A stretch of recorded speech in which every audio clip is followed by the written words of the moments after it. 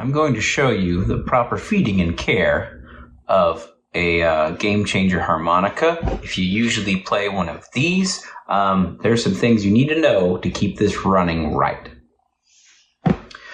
First, after you play for a while, the slide is not going to want to move.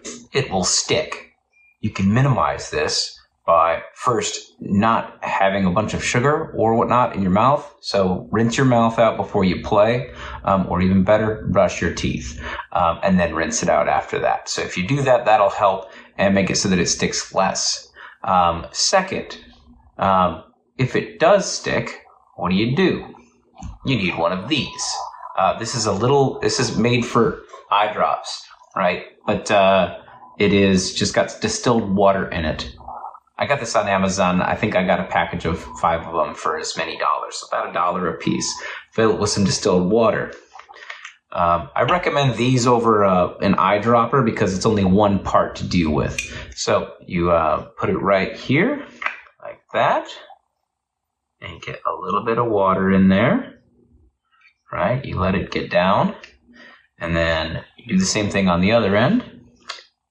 A bit of water. You just push that little droplet of water in. It'll go down there. And the little crack that's right there. All right, so you get some water in there. You move it back and forth. Not a lot of water. Okay, you shouldn't be hearing any swishing in there. And then just very, very carefully press in. It will probably release. I don't recommend pushing hard on it. If you need to push hard on it, then it's too sticky and you run a few risks. If it's stuck really bad and you push hard on it, you might end up dislodging the button on the end and then it'll kind of wobble around on you. I've got one of them that does it, and that's fixable, right? But just the same, it's better to not have to do it. So just be real gentle. Which reminds me another thing. You've seen probably videos of people playing chromatic harmonica where they whack the end of the slide. That'll make your button break. So just don't do that. Okay, so now let's suppose you've done that. Okay, you've done the water, but you notice that every time you play, despite putting water in it, it's still very sticky. Then what you should do is take it apart. So I'll show you how to do that. Okay, so imagine you've done this trick a few times, but you notice that the slide feels a little bit dirty. You can feel when you push it in. You don't want to leave that dirt in there because it can do a few things. One is it can just make it more unpleasant to play because it'll get stuck more often. Second one, and this is perhaps more a theory in my head, is that it can make it so that the metal and the plastic start, kind of eroding away at each other more quickly. So after about 10 hours of playing, or as I like to say, a few days practice time, so after about 10 hours of playing, it's time to take it apart and clean it. Now, thinking about that 10 hours, I think of probably one of the most masterful chromatic players out there, Cy Leo. I know he cleans his chromatic harmonica every day. Now, I don't do that for these. I'd say I've got 6 of them here, 6 of these game changers, and so I do this about once a week. I probably should put them on rotation, but I haven't done that. So you need a little screwdriver and one of these. All right, so you just put that here, and here's my process. You have to be a little careful doing this, and the reason why is that there's a tiny little part that you can't really replace if you lose it. All right, so first you unscrew the bottom one and the top one. I usually start putting it like this. Okay, now I have that there, and I just lift up ever so lightly, get it loose. And then I turn it upside down like this. Now you'd think that those screws are going to fall out, but they won't, because they have a little rubber stopper on them that you can see. That little rubber stopper is very, very important because as far as I know, they're not selling parts, and you'd have to either construct one, and I haven't bothered to look up what the right one would be, so I just assume not lose them. So you just take this out very carefully. Now this, I wouldn't set this on a table. I would set it so that the button is hanging off the edge of a table. That way, if you accidentally lean on it or something, you're not going to bend the middle part of the slide. Now here you've got the screws. So what I do is I take my thumb and I put it over top of the screw like this, and then leaving it down like that, I bring the screw back around and put the screw in there. That way it's together. And then I'm going to put it in something, like a little container. I'm putting this one into the case that I have for those harmonicas. And I do the same thing over here. I push down, right? And then I bring the screw over and put it in the little rubber gasket, like so. And then I set it aside. Then you have 3 pieces. You have the comb, you have the slider, and you have the mouthpiece. So what I would do is I go over to the sink with a toothbrush and some dishwashing fluid, or maybe even actually just the toothbrush. I don't actually always use soap. And you just brush the top, and then do the same thing with the slide. You brush it back and forth with the toothbrush and be very, very gentle. That way you're not going to bend it or mess it up. And then same thing with this. Toothbrush all over, rinse it out real well, and dry it. If you don't dry it and you have very hard water like I do, you'll end up having calcium deposits. So I really recommend drying it off. Or if you really want to get serious about it, rinse it with distilled water. I don't always do that, but I think that I should. And the other thing that I do here on this part is that even with a toothbrush, there may be parts that it doesn't really get to. So what I do is I run my fingernail along the edge here. There's on each side, each rail, there's 2 little edges, one down here and one up and in a little bit. So I run my fingernail along both of those edges, just like so, like that. All right, and again, you dry it off really, really well. With the slide, you'll notice a few things. If you look real close, you'll start to see that, after you've played for a while, you get some discoloration on there. I recommend cleaning your slide pretty darn often to prevent that discoloration. I don't know for sure, but I believe that discoloration is in part little deposits of whatever. It's really hard to get off. So I really recommend cleaning it pretty often. And then on the harmonica itself, I run my fingers along here, get rid of any of that gook that gets on your harmonica from playing it. Same thing right here. Interestingly, I have not found that gook builds up on the inside like you normally get on a diatonic harmonica. Oh, I say that in here. I just saw a little piece of it. So I'm sure it's in there. But anyways, so that's all you need to do really to keep the mouthpiece operating clean. I'll show you the reassembly process. To reassemble, I start with the mouthpiece. And I take this part like so, the bumper, and you put it in the hole, just like where it was when you took it out. There. See it there? So come around, put my finger on top, and then I put the screw through the hole. And then it's got the bumper on it. I push the bumper all the way down like that, as far as I can, and there it will stay. And I repeat that process for the other side.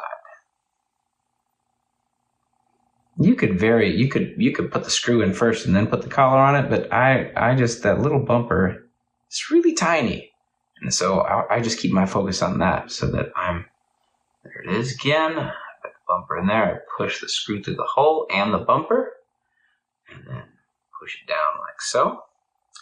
All right, now this is actually the trickiest part, which is reassembling. Luckily, this is easier to do this than on a regular chromatic harmonica. So you'll notice that the spring is right there. That's where this little notch goes. So you put the notch on the spring, like so.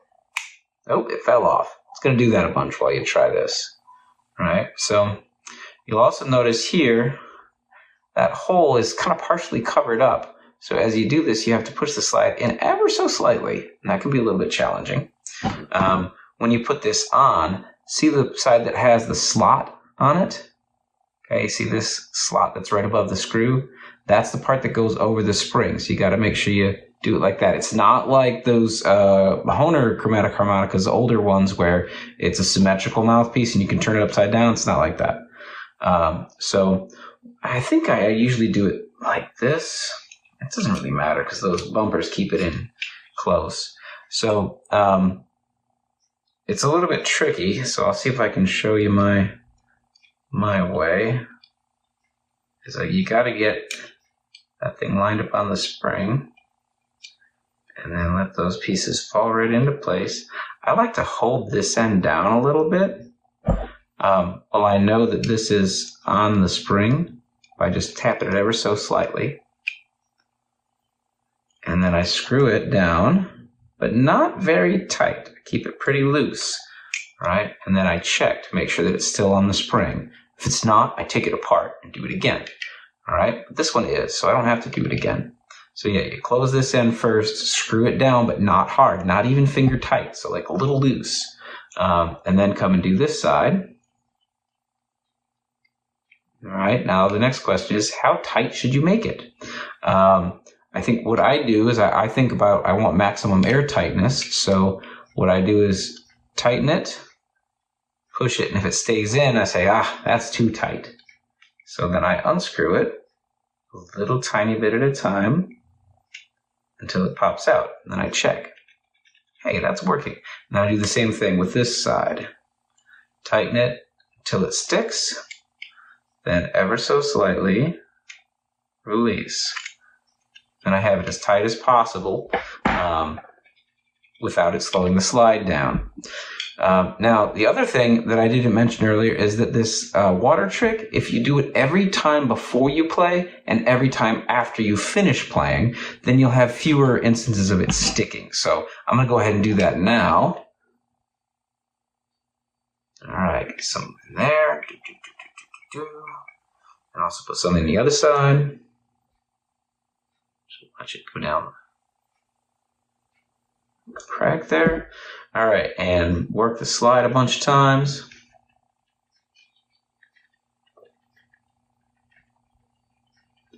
All right, and then I tend to look in here to see how much water is in there. If you let there be too much water, then when you go to play, it'll get stuck. So you just whack it on your leg. And what I'm doing is this. Now, you got to be careful because now you've got this thing here, right? So when you whack it on your leg, you can't just whack it on your leg. You've got to whack it with the slide button like this. So that's not part isn't on your leg. Otherwise, you can bend it and then it won't work. And then let's test it.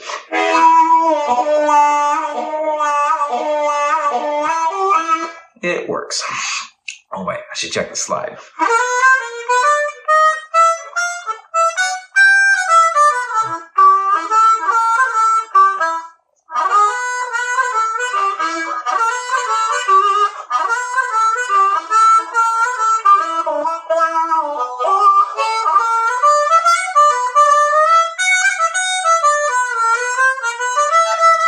Okay, it seems like it works. I might re-record that bit, but in terms of showing you how to clean it, that's really all there is to it. Next, I'll show you the inside. Okay, so you're going to take these apart. You start off by opening this up. And you have the two screws that come out. Turnbuckle in the screw. I put them together like that so they stay together, and then I put it in my case. And then I do the same thing on the other side. I would say if you've not spent much time working on harmonicas, the most important thing is to do it in a spot where you're not going to drop the stuff. So like with the table very thoroughly over your legs and you're leaning over the table. If you are not leaning over the table, then when you drop something, it's going to fall on the floor. And then you have to spend time finding it. And these things are very small, so it takes time. Okay. Now these two are not going together very well. There, I've got it now. Okay, so now I've got this in pieces. one cover plate. You'll notice I put some aluminum foil tape on there. I wanted to see what it sounded like if you covered up the vents. And it does sound a little bit different. I'm not sure it's that big of a difference. So here's what you see on the inside. It's very different from a diatonic harmonica because you have both blow and draw reeds on each side. Something to point out, if you're trying to, clear a stuck reed, something like that, the way these function is in vertical pairs. So if you take a look at that hole, you can see it is on this side, right? And it's not like a chromatic harmonica that's, got a divider in the middle and then like both of these reeds associated with one particular hole position, right? You've got this reed and this reed right there. Those are what sound from blowing in and drawing on this hole right there when the slide's in that position. Now, if I push this in, it moves over to this reed right here, the second one, and this reed right there, the second one. So that's how this is set up. So if you're going to work on something, you got to figure out which reed is which. It's different from chromatic harmonicas, different from the straight-tuned chromatic harmonicas, and different from cross-tuned. It's its own thing. So lastly, I'll show you what the inside looks like. Okay, to continue the breakdown of this harmonica, I'll show you how to take it apart. All the screws, you take them out. Pretty simple. The mouthpiece does not need to come off. Now, one thing that I do when I'm taking apart a chromatic harmonica with all these screws, because they usually have a lot of them, is that I will leave the screws in there like this. I just undo them all, like so. And that way I don't have to keep track of a whole bunch of screws when I get them out. I just have to put them all in one place and then they're in one group. So you can see all the heads are loose. So I just turn that upside down over my case. And then with that done, I've got this here, all the screws out, and comes right off. Sometimes they're a little sticky, so you just tap it or push it out from the other side, and there it is. That's what makes this harmonica so different, is that it's got channels in there like a special 20 with a cross over it, and not with that central divider that's horizontal, like across this way. So these are vertical chambers. So you can take those off without removing the mouthpiece. And then, let's see here, what else can I show you? So if you look at the reeds really close, you can see that they are welded. The other thing to note is that there's no screw on the front. I would like to see screws on the front. That would be better. But it's still reasonably airtight. And so what I like to do if I take it off is that you're going to have some accumulated gook right here. I just scrape it off. Or if I'm going to actually wash the reed plate, I use a toothbrush and go this way back and forth on it real gently. And that way I'm not going to get the, what are they called? The whiskers of the toothbrush stuck in the slot. So if you go back and forth like that, you don't get stuck. Whereas if you go long ways, it gets stuck. All right, so once you've got that done, you can, if you've got something stuck in there, you can plink the reed. We've got a little plink here. This is just a shim, a spark plug shim that I've cut with scissors and then filed. That's a little bit wonky. I didn't do a very good job with it. But then you just flick the reed until it rings nice and clear, and whatever gook it is, it's gotten out of there. It's also a good opportunity to gap the reeds if you feel like you need to tighten up some gaps in order to hit the overblows. I'll make another video on that later. There's lots of videos out there about gapping, so I'm not sure that it's truly needed. But I think it's worth noting that it's not really different for these harmonicas than it is for a blues harmonica. It's the same process. All right, so I've got it stuck back together. The notch makes it really easy so that you don't ever put the reed plate on wrong. I like that. And then you just put the screws back on. Put one screw in each hole. 1, 2, 3, 4, 5. Oh, this one's stuck. Ah, there we go. 6. So I just stick them all in there like that, line them up, and knock them down. Like a drummer would, I tend to try to think of where would the tensioning be. So I try to start in the middle. I don't know that it really matters, but I start in the middle and get it finger tight, and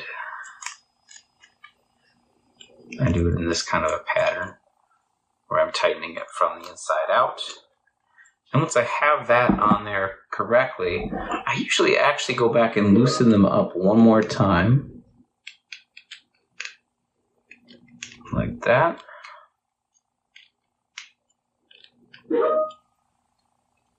And I push down a little bit to kind of push that reed plate towards the front of the comb. Or tap it on the back to help it rest down. And then I repeat it where it's just like a little quarter turn for each one.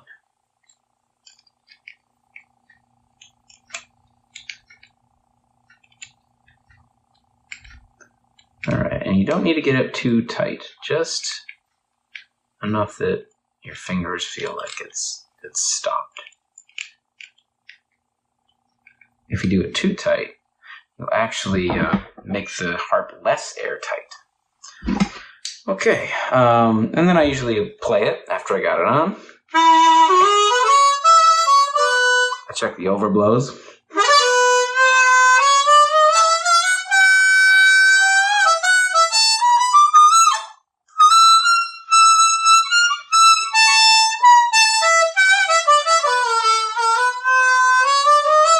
That seems pretty good. I would check that F sharp. It's probably fine. I felt like there was a little bit of a squeal on it. And then you got to check the other side too.